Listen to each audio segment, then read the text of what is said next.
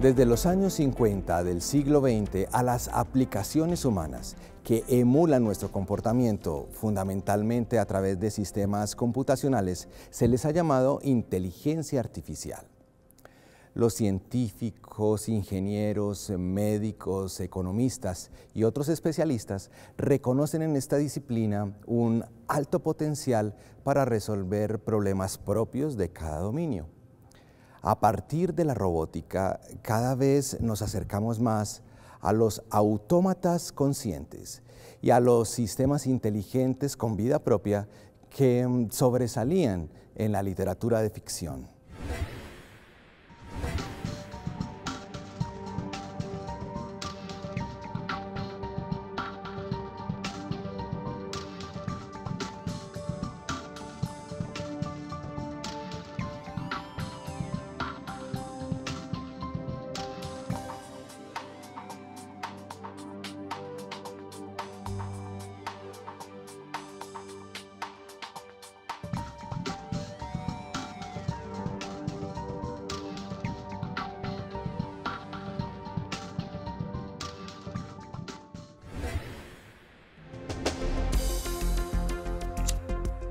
Y para hablar de este tema aquí en Teleantioquia, en Ágora, dos invitados. Están Elkin Echeverry y Felipe Jaramillo, gracias por estar con nosotros. Y empecemos con la definición, ¿qué es inteligencia artificial?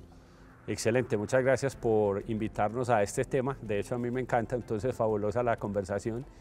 Y es un poco difícil de definir, pero en realidad yo creo que es una evolución en términos de lo que cada vez las máquinas reemplazan de una función que hemos asumido tradicionalmente humana. Entonces, primera revolución industrial era el trabajo físico, pero ahora inteligencia artificial básicamente se define como una máquina que nos puede reemplazar en dos cosas. Una, en aprender, porque posiblemente teníamos computadores pero no tenían capacidad de aprender, y dos, tomar decisiones de manera autónoma a partir de lo que pueden aprender. Entonces, cuando tú tienes un proceso que tiene esas dos características, se acerca en general a lo que podemos llamar una inteligencia artificial, como estamos aquí diciendo, en el sentido de que también es natural porque lo generan los humanos. Es una definición muy compleja, porque ya lo decía Felipe, inteligencia es de los humanos y artificial, entonces, de las cosas.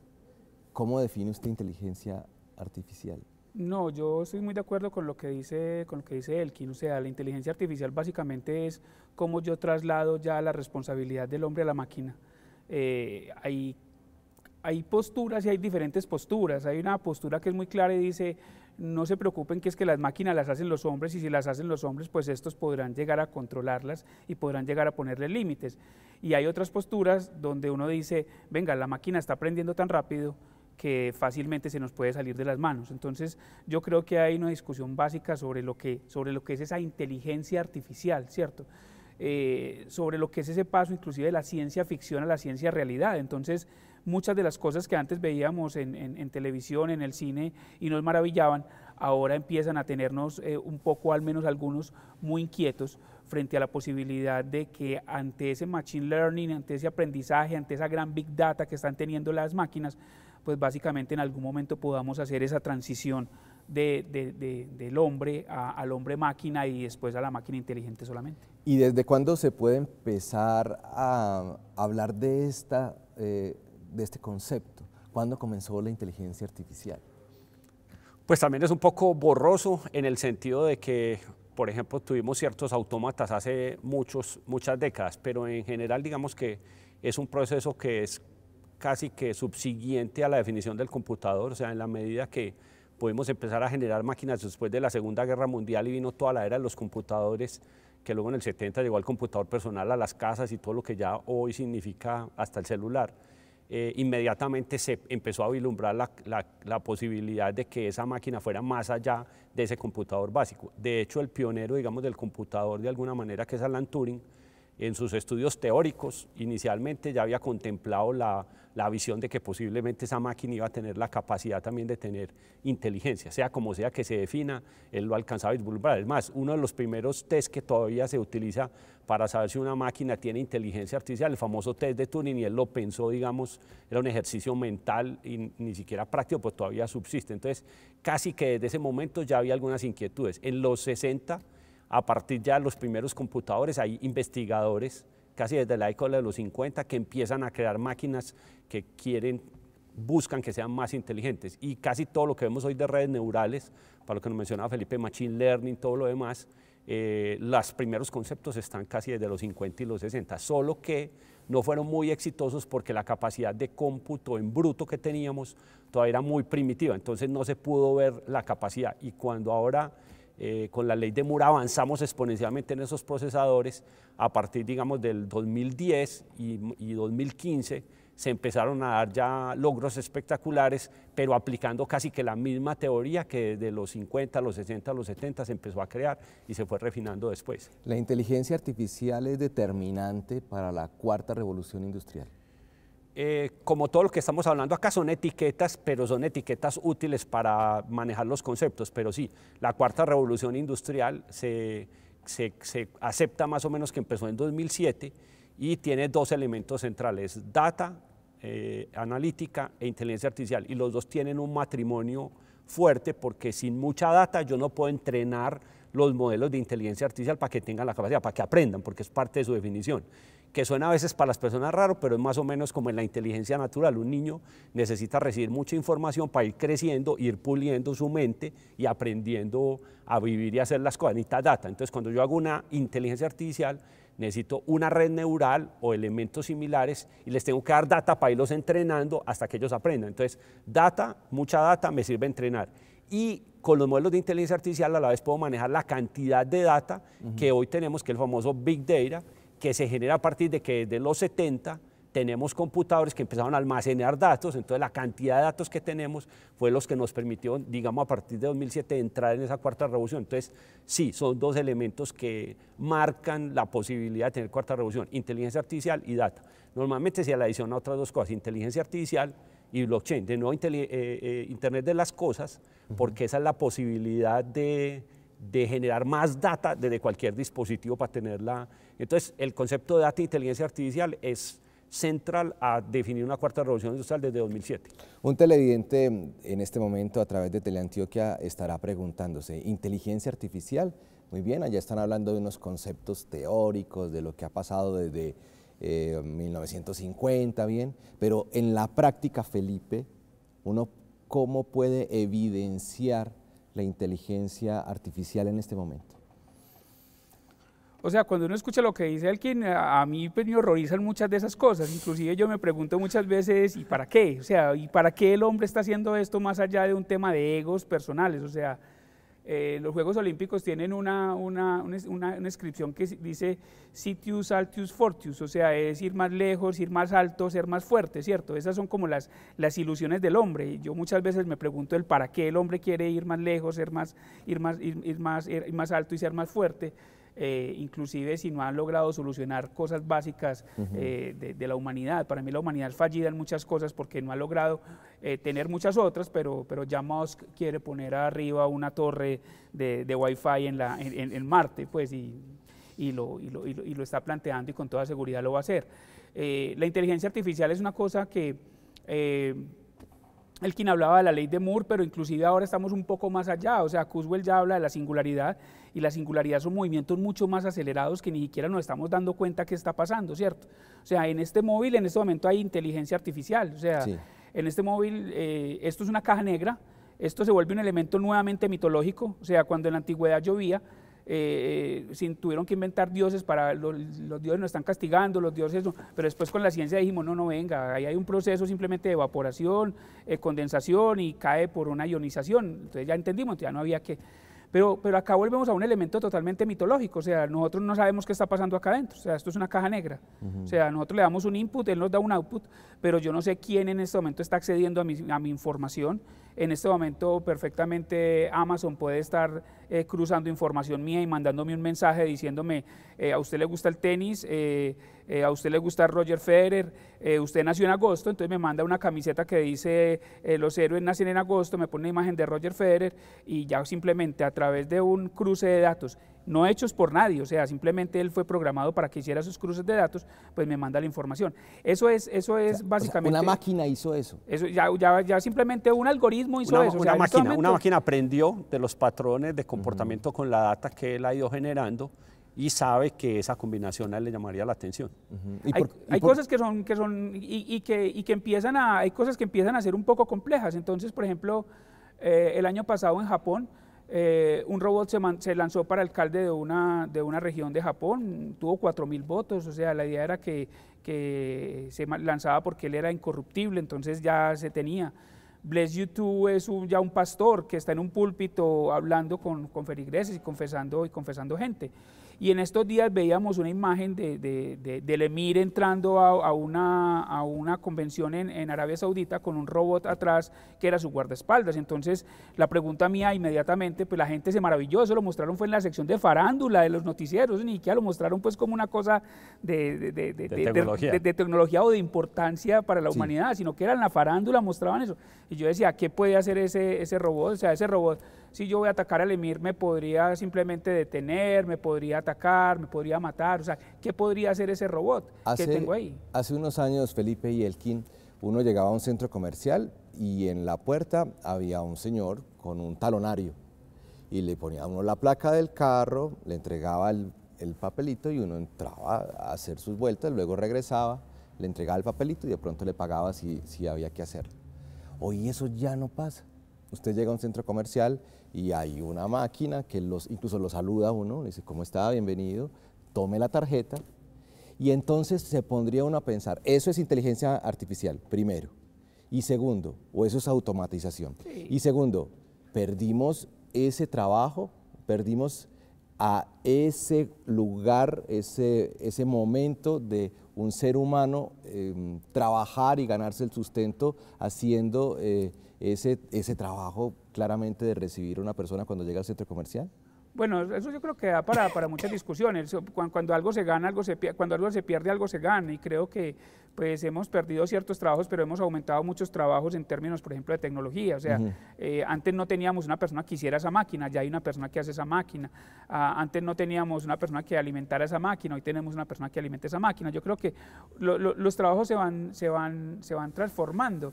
Lo que pasa es que eso no es inteligencia artificial, o sea, básicamente lo que ahí tenés es un elemento que mecánicamente te está respondiendo a cosas. O sea, inteligencia artificial es que yo hoy con toda seguridad salgo de acá y en mis recomendados de Facebook me va a salir Elkin. O sea, eso es inteligencia artificial, o sea, lo que en este momento está haciendo Facebook es que nos está georreferenciando, o sea, Facebook sabe que estamos sentados uno frente a otro, sabe que estamos en Medellín, sabe que estamos conversando y sabe que yo no lo tengo en mi Facebook, pero que nos podría juntar en mi Facebook porque aparte de eso tenemos amigos que son compatibles y que nos conocen los dos. Entonces lo más seguro es que ahorita cuando yo salga yo vaya a tener una cosa acá. Entonces vuelvo y digo, o sea, esto es muy complicado porque esto se convierte en una máquina negra donde alguien está haciendo algo y eso no lo está haciendo en este momento una máquina, lo está haciendo un algoritmo. Sí, la misma pregunta, ¿perdemos un trabajo en ese caso hipotético del centro comercial donde antes nos recibía un ser humano y ahora nos recibe una máquina? Muy bacana esa pregunta. Lo primero, estoy de acuerdo con Felipe, en realidad volvamos a la definición. Siempre que vean que una máquina aprende y puede tomar una decisión diferente, hay inteligencia artificial. Si simplemente hace lo mismo con las mismas entradas, las mismas salidas, hay automatización. Entonces es fácil determinarlo. En ese sentido, normalmente estas máquinas no tienen inteligencia porque están haciendo siempre lo mismo, está bien automatizado. Entonces, ese primer punto. Lo segundo, tanto en la máquina automatizada que reemplaza a una persona, porque también la está reemplazando, o cuando haya inteligencia artificial, también es como lo está diciendo Felipe, históricamente siempre hemos visto que se crean más puestos de trabajo que los que se destruyen. Entonces hay una diferencia. La humanidad no se va a quedar sin trabajo, eso sí es clarísimo, no solo históricamente, sino porque cada vez el proceso genera. Elkin Echeverry sí se puede quedar sin trabajo, si no se reconvierte. Entonces hay que separar porque se juntan las dos preguntas. ¿La humanidad se va a quedar sin trabajos? No. Se va a reconvertir y eso se ha visto en la historia una y otra vez. A las personas que nos están mirando, no pasa eso. La historia se ha repetido muchísimas veces, siempre que hay automatización, siempre que hay inteligencia artificial, hay más puestos de trabajo. Elkin Echeverry sí se va a quedar sin trabajo si no estudia, si no se reconvierte, si no se reinventa, porque va a quedar más abajo en la cadena. O sea Entonces que... alguien me va a decir, no, pero es que hermano, usted no se reinventó y lo que usted hacía ya no sale mejor hacerlo de esta manera. Ajá. Pero si yo miro el conjunto general, fue como nos dijo Felipe, hay un montón de gente que la hizo, la diseña, la vende, la mantiene, la soporta, la actualiza, etcétera, etcétera. O sea que ese vigilante, ese ser humano que antes recibía con un talonario las personas que entraban al centro comercial, tiene que evolucionar. Ese es el punto clave de la discusión y es a veces donde se pierde, porque cuando se deja genérico, se deja como, uy, terrible, la humanidad nos va a dejar sin trabajo, pero no se lleva al concepto individual. Y es lo que yo quiero que los televidentes oigan. Pero... Usted tiene que entender que el que está en riesgo es usted, no la humanidad. Si usted no se reconvierte, así como lo estás diciendo, no va a tener. Inclusive hay un ejemplo que vimos más recientemente, pero esto ha pasado desde la primera revolución industrial y desde mucho antes con muchas cosas que se han automatizado. Los cajeros electrónicos. Hubo un momento en que la gente dijo, los cajeros ya, ni siquiera los bancos se van a acabar porque ya hay cajeros electrónicos. Y los cajeros electrónicos hoy son un elemento que todo el mundo maneja, no tiene miedo, nadie tiene miedo ni piensa que eso es un robo, pero están en casi cualquier esquina de cualquier ciudad. Y lo que le pasó a los bancos es que por el contrario, aumentaron la presencia. Ya hay un aparato que te entrega o te recibe dinero o inclusive algunos otros servicios en cualquier lugar, pero ellos pudieron crecer el número de sucursales, inclusive poner más cajeros, algunos cajeros se reconvirtieron en asesores financieros de lo que está haciendo. Entonces ese es un buen ejemplo de cómo un miedo que teníamos, luego en realidad lo que aumenta son las posibilidades. Entonces aquí en cada ejemplo puede ser muy parecido a eso. La inteligencia artificial, hoy en Ágora. Hacemos una pausa y ya regresamos.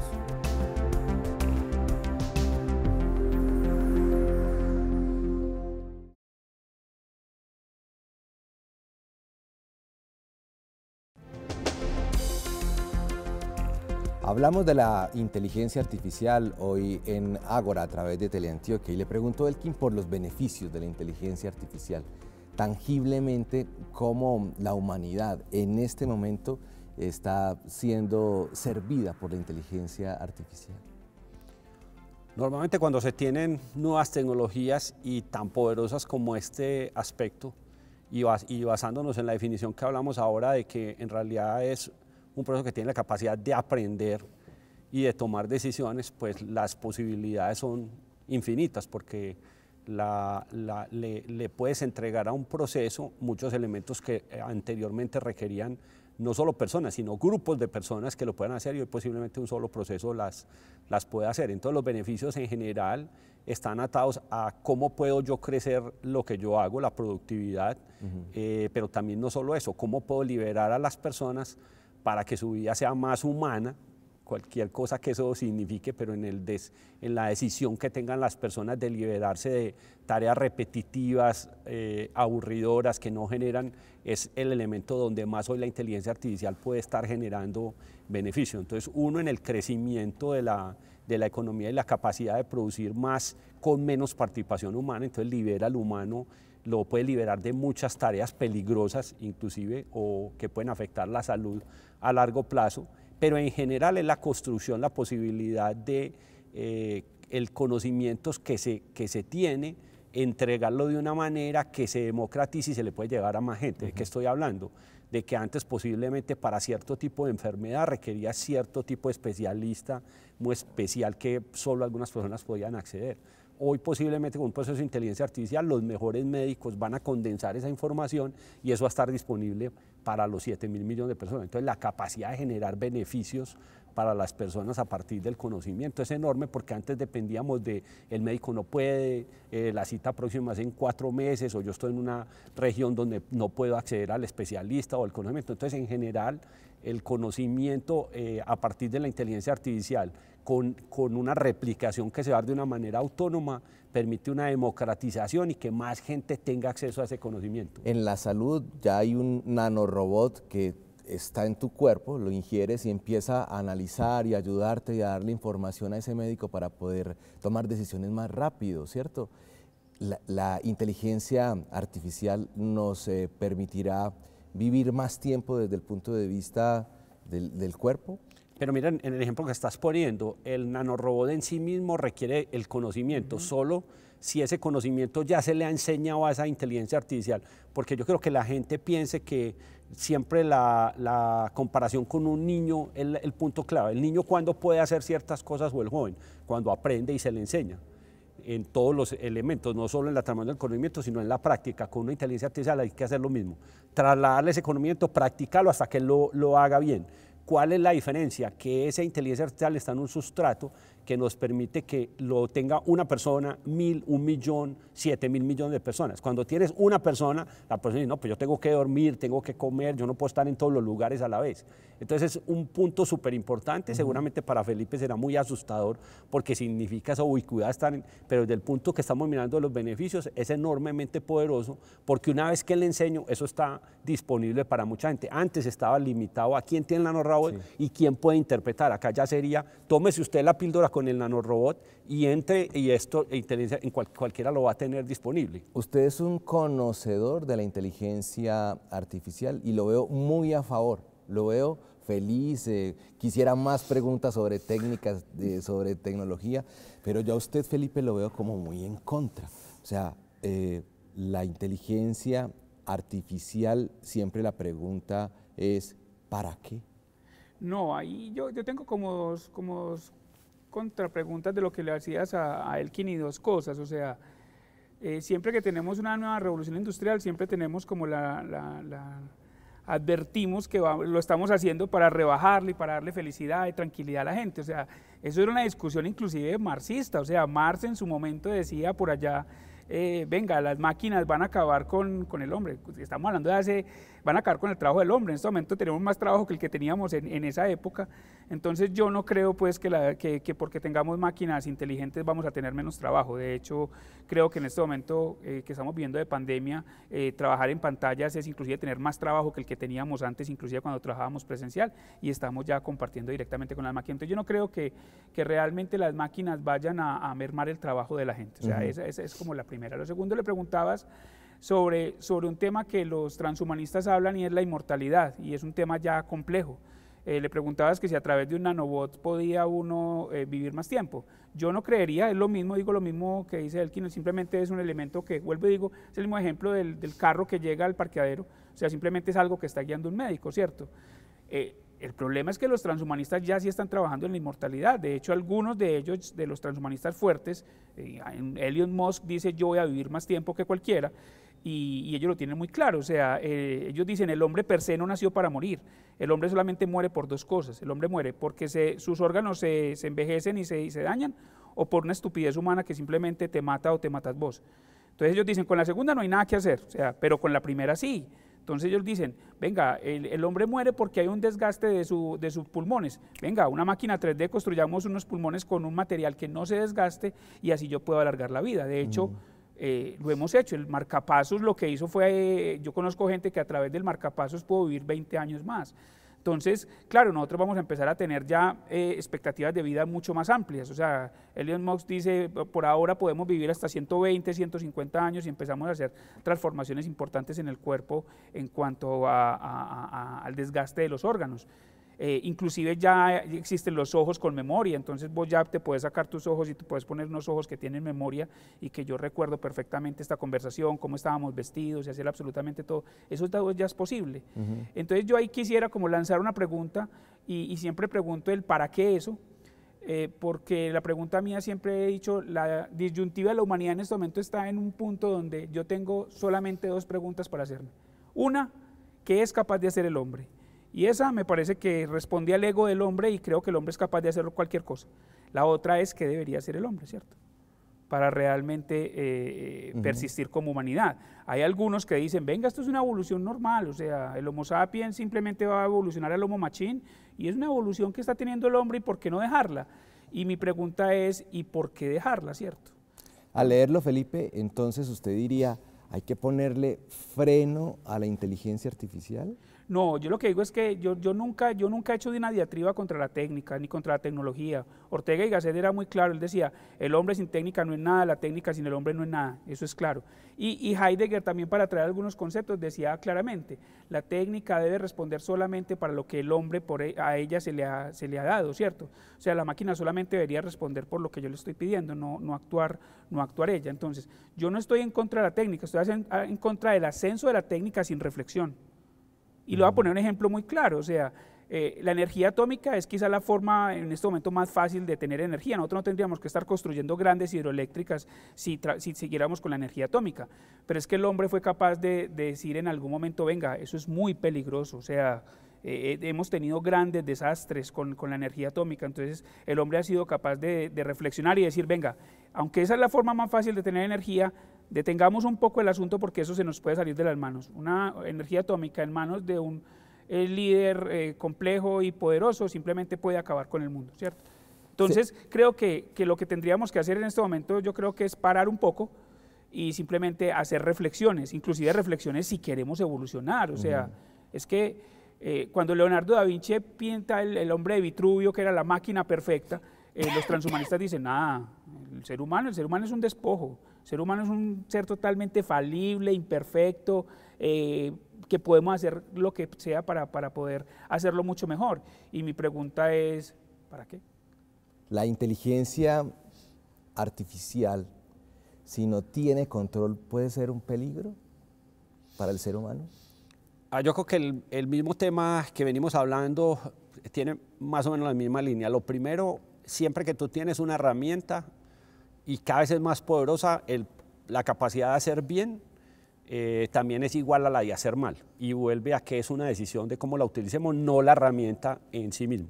Los que me conocen saben que yo utilizo mucho una metáfora y es la del cuchillo. O sea, un cuchillo es una herramienta muy peligrosa. O sea, un cuchillo mal manejado, en pocos segundos uno puede matar varias personas, desafortunadamente. Pero es un elemento noble. Está en la cocina de cada una de sus casas. Posiblemente fue algo que se utilizó esta mañana para algo tan interesante como que podamos comer.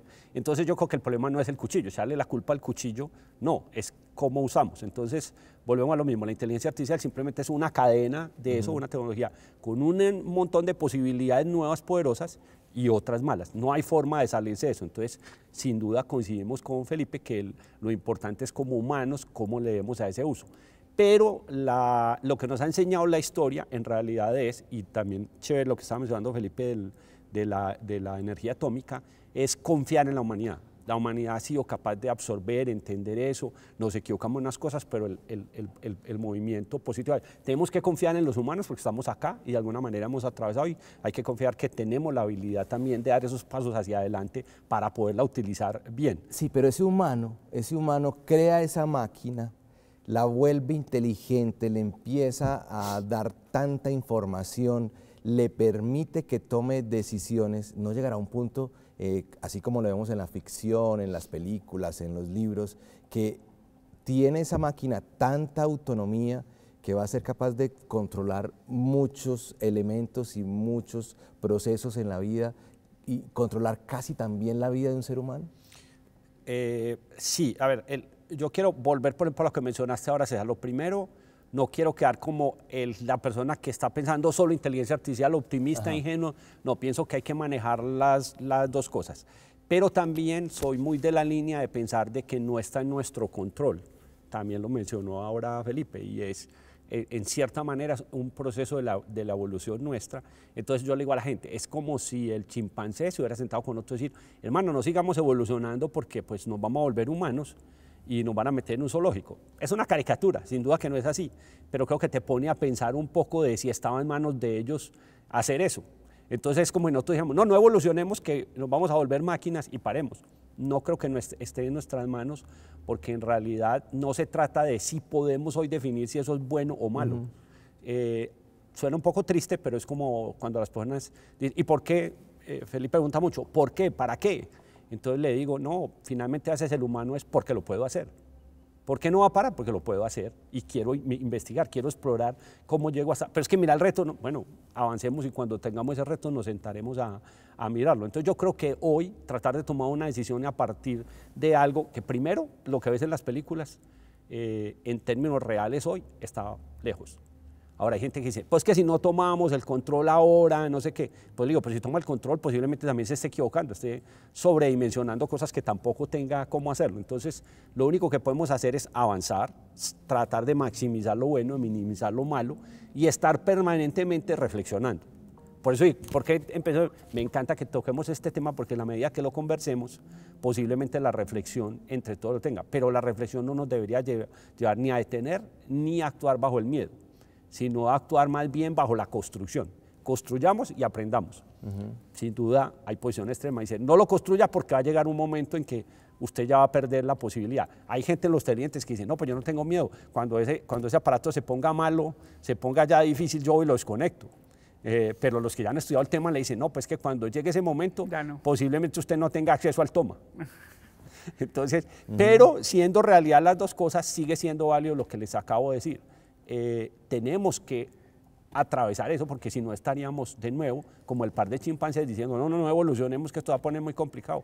Primero, no tendría sentido para ellos. Segundo, es inevitable de alguna manera. Pero mi pregunta es, eso que estás planteando es el mundo ideal, pero pues realmente no se están haciendo reflexiones. O sea, yo no veo en las agendas de ningún país del mundo que se esté haciendo reflexiones, por ejemplo, sobre el transhumanismo. De hecho, los que exponen los riesgos del transhumanismo son ellos mismos. O sea, los mismos transhumanistas son los que dicen, Amber Sandberg, que es uno de los grandes fundadores del asunto, dice, quizá lo que nosotros estemos haciendo no sea compatible la parte biológica con la parte mecánica, es posible que no lo sea.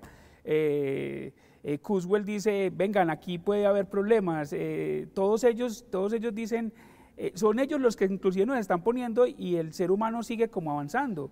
Y cosas tan tontas que parecieran tontas pero que no lo son, cosas como la obsolescencia tecnológica, o sea, el hombre, ahí donde uno se da cuenta que no hay una reflexión previa. O sea, la obsolescencia tecnológica nos muestra que ya no tenemos reflexión, y para el televidente pues la obsolescencia tecnológica es simplemente que yo ya no pueda conectar el reloj que compré hace 4 años, no lo puedo conectar ya con mi móvil porque simplemente ya tengo unas actualizaciones que ya no me lo recibe. Entonces yo este reloj que todavía está bueno, me toca sacarlo y comprar otro, ¿cierto? O sea, eso no tiene sentido. Pero sin embargo el hombre lo que está haciendo es apropiando eso y lo ve como una cosa muy normal. Nosotros empezamos a ver la obsolescencia tecnológica como una cosa, como un proceso totalmente normal. Entonces no hay reflexión, o sea, nosotros no estamos reflexionando y lo que plantea la singularidad es una cosa que realmente es rápida. Un ejemplo fácil de la singularidad. Hace 10 meses no había patinetas en Medellín, una patineta simplemente era un elemento con que jugaban los niños. En este momento en Medellín, o antes de pandemia, había patinetas en los semáforos, había patinetas en todas partes. En una ciudad peligrosa como Medellín, donde se roban cualquier cosa y estaban ahí. Y la pregunta era, ¿esas patinetas son legales? ¿Esas patinetas por dónde pueden andar? ¿Esas patinetas las puede coger cualquier persona? ¿Para esas patinetas necesita un casco? No tenemos respuesta para absolutamente nada de eso. Y llegaron y simplemente se instalaron ahí, ¿cierto? Sin una reflexión previa, inclusive sin unos límites previos. Entonces, el gran temor que lo que tenemos es que si nosotros seguimos avanzando y esperando, no, cuando lleguemos allá desconectamos el toma, lo que dice Elkin, a lo mejor lleguemos a un momento que de pronto no está muy lejos, donde el toma no lo encontremos, o sea, donde simplemente no exista un toma y donde lleguemos a ese punto que yo planteo de no retorno, o sea, un punto donde ya no vamos a poder volver, o sea, donde indiscutiblemente. Y si el hombre va a evolucionar, el hombre máquina, que lo haga, pero con reflexión. O sea, que sea una decisión de la humanidad llegar a evolucionar. O sea, César, que hay que hacer más agoras de inteligencia artificial. Claro que sí. Pues los invito para que veamos, porque Medellín se va convirtiendo en el epicentro en Latinoamérica sobre el tema de la cuarta revolución. Y estos temas de inteligencia artificial son bien importantes, y vean por qué Medellín se relaciona con la inteligencia artificial.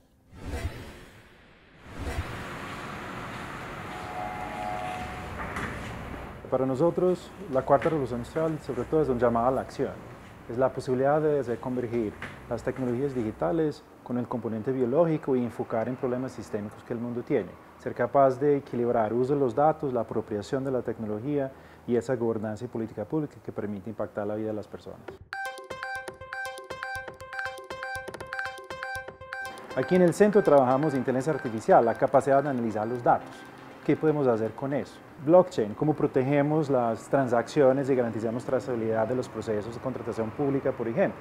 Y Internet de las cosas, la capacidad de tener todo conectado. No, yo creo que, o sea, por bloquecitos, porque ellos están como agrupados por los cuatro ejes, entonces cada uno de ellos. Medellín, sobre todo, tiene una cantidad de características que yo creo que son comunes al resto del país aquí en Colombia, cosas como el capital humano, el talento excepcional que tenemos, la infraestructura tecnológica, muy buenas universidades en temas de investigación, unas políticas públicas de administraciones que han dado continuidad a las inversiones en la ciudad, pero sobre todo yo diferenciaría algo, es la capacidad de articulación. Desde Medellín y Colombia somos capaces de trabajar con diferentes países en el mundo, hoy hay 13 centros en diferentes países y continentes y con eso liderar el cambio que te mencionaba, la implementación de tecnología para impactar la vida de las personas, teniendo en cuenta que hay que tener agilidad en la medida que el ambiente regulatorio debe ser adaptado a esa velocidad de desarrollo tecnológico. Finalmente es una gran oportunidad que tenemos, representa un reto por supuesto, pero sobre todo esa capacidad de liderar esos proyectos globales.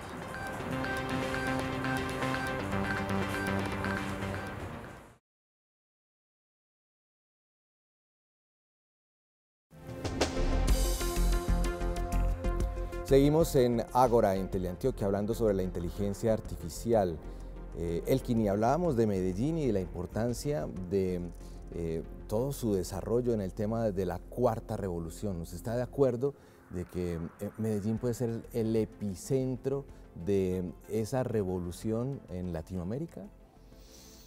A ver, lo primero es que las revoluciones anteriores nos llegaron tarde en Colombia y de alguna manera teníamos la excusa de pues hombre, no nos avisaron, como que eso pasó en otra parte, eso como que no era problema mío, pero la cuarta sí nos llegó a todos a tiempo y ya no tenemos la excusa de decir que no podemos ser actores, es más, tenemos que hacerlo porque prácticamente nuestro bienestar y nuestro futuro y el de nuestros hijos y nietos posiblemente dependa de las capacidades que tengamos hoy de transformar esa economía tradicional en una economía del conocimiento. Sin duda eso pasa por adoptar rápida y masivamente esas tecnologías y utilizar su mayor beneficio. Entonces, parte del trabajo que ha hecho muy bonito esta sociedad, porque no es un trabajo de un actor particular, sino de la gente, ha sido entender ese cambio como una evolución, una ciudad que en el 2000 era inviable y esta sociedad se pone de acuerdo de una manera para superar esos problemas, no todos, porque seguimos teniendo problemas, pero sin duda es un cambio significativo y esa unión, digamos, de lo público, lo privado, esa conexión de todos los estamentos para llevar la sociedad a otro nivel, es la que hemos utilizado para decir, no paremos ahí, transformemos esta economía en una economía del conocimiento, utilicemos eso para mejorar la calidad de la vida de la gente, porque esto tiene sentido si, si el ciudadano que está allí dice, sí, yo viví en esa etapa y lo que veo hoy es mejor y veo que estas cosas ya están generando estos beneficios. Entonces, sin duda alguna, no es tanto tener un título, soy la capital de la inteligencia artificial de Latinoamérica, eso en general no nos genera nada. En realidad hay que desenfocarlo de cómo podemos tener una mejor sociedad haciendo las cosas que vamos a hacer, no dejando que el mundo de nuevo nos coja ventaja porque es un mundo globalizado. Pero la gran noticia es que esta ciudad tiene gente maravillosa, los jóvenes, hay gente muy buena que tiene muy buenas capacidades y en la medida que empezamos a articular y a conectarlo, la ciudad empezó a decir, el Foro Económico Mundial cuando dijo Medellín es la ciudad que puede tener un centro para la cuarta revolución industrial, no fue por gusto, fue porque vino a la ciudad y le podemos mostrar que había comunidades de conocimiento, que había más de 40 o 50 mil personas trabajando, estudiando esos temas, que había startups, que habían fondos, que había emprendimiento, que ya había capacidades, que las universidades ya estaban trabajando los temas, que había grupos de investigación, etcétera, etcétera, que ya compañías grandes tenían productos. Entonces cuando dijeron, no, pues que en realidad ustedes van bien, merecen ser la primera ciudad de habla hispana que tenga un centro de la cuarta revolución, la quinta en el mundo. Entonces eso muestra de una manera objetiva que sí hay capacidades que se está haciendo. Eso no quiere decir que estemos listos, quiere decir que podemos entrar al juego, que hemos entrado al juego, pero depende de la decisión que cada uno tome, porque esto ya no es un problema de la alcaldía o de Ruta N o de la empresa X, esta es una decisión personal. Esta es una decisión que yo con los clientes, en el momento que usted dice, eso me toca a mí y no hace lo del pasado, no, es que eso es de otros, es que qué pereza eso, es que no ya estamos muertos. En el momento que todos decimos, no, venga, podemos hacerlo, yo creo que hay una cosa que alguien decía y es, si un pendejo hace una cosa en un lado, otro pendejo la puede hacer. Entonces nosotros no, todas las personas en el mundo son iguales, entonces es más una cuestión de decisión, de actitud, de cómo hacemos. Entonces, sin duda hoy podemos decir que se le reconoce en el mundo que Medellín hizo un cambio y que tiene esas capacidades, pero no basta con ponerle un título, sino que en realidad eso lo apropiemos y lo utilicemos para eso, para que las compañías crezcan, para que los jóvenes hagan emprendimiento y tengan compañías poderosas, globalizadas, etcétera, etcétera, etcétera. ¿Estamos preparados, Felipe? A ver, yo creo que es un asunto como lo dice Elkin de City Marketing, o sea, y las ciudades yo creo que han evolucionado en el mundo es porque han logrado como definir un foco y simplemente irse por él, o sea, yo creo que si Medellín realmente toma esa decisión y esa decisión es una decisión que se hace desde la empresa, que se hace desde el Estado, que se hace desde las personas, creo que se puede hacer. Vuelvo y digo lo que dije ahorita, el hombre es capaz de hacer cualquier cosa, o sea, el hombre está preparado en este momento para hacer cualquier cosa. Entonces, lo que tendríamos que tener es realmente una cosa que sea, que inclusive ni siquiera se convierta en un elemento de política o de cuatrenios o de quién está o quién no está en el poder. Eso tendría que ser una decisión donde decir, a 20 años nos vemos allá, pero no son como las visiones que tenemos pegadas en todas partes, que eso no se cumple, no. Esta yo creo que si Medellín decide hacer eso y realmente le apuesta a eso, con toda seguridad va a poder salir adelante. Porque vuelvo y digo lo mismo que dice Elkin, o sea, que hay gente con muy buenas capacidades y creo que hay un ecosistema que ha ido madurando. El tener ya un comité universidad, empresa, Estado, sociedad que funciona, el tener universidades pues que son muchas, pero por ejemplo el G8 es una organización de 8 universidades, un acuerdo de voluntades ahí pegado sin papeles ni nada, pero que funciona bastante bien. Entonces uno empieza ya a ver como unas dinámicas que hacen que Medellín sea distinto. ¿Quieren conocer proyectos de inteligencia artificial que ya se están dando en nuestra ciudad? Pues aquí los vemos en Ágora, miren.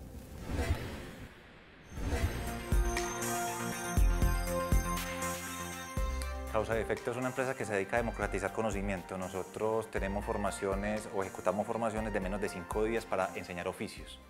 La inteligencia artificial a nosotros nos sirve para un tema de selección de personal, porque en la medida que nosotros hagamos la selección de las personas que van a formación para revisar la actitud y la aptitud que tienen, pues más fácil será enseñarles. Cuando uno quiere y es capaz de hacerlo para lo que le van a enseñar, aprende mucho más rápido. En este momento el tema es de bajar costos y hacer escalabilidad. En la medida que nosotros podemos virtualizar los procesos de selección, antes los hacíamos manuales y los hacíamos con personas, ahorita es un computador con una cámara que nos ayuda a agilizar mucho más el proceso. Y el computador puede estar aquí y las personas que están haciendo el proceso pueden estar en Bogotá o en cualquier parte del mundo conectados a través de la red. Y tenemos otras tecnologías como realidad virtual, realidad aumentada, unos temas que llamamos branching y otra serie de tecnologías para poder hacer los procesos de selección y de formación.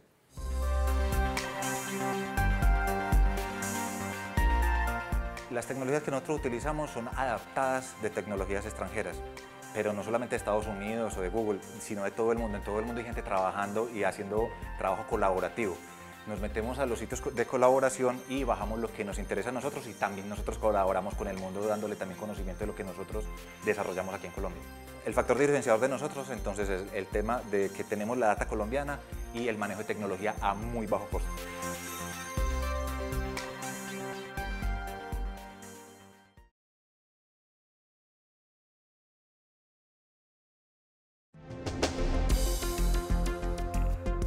Diferentes argumentos hoy aquí en Ágora a través de Teleantioquia. ¿Cómo puede concluir este programa? Hoy que hemos hablado sobre la inteligencia artificial, sobre la potencia que va convirtiéndose Medellín en ese sentido.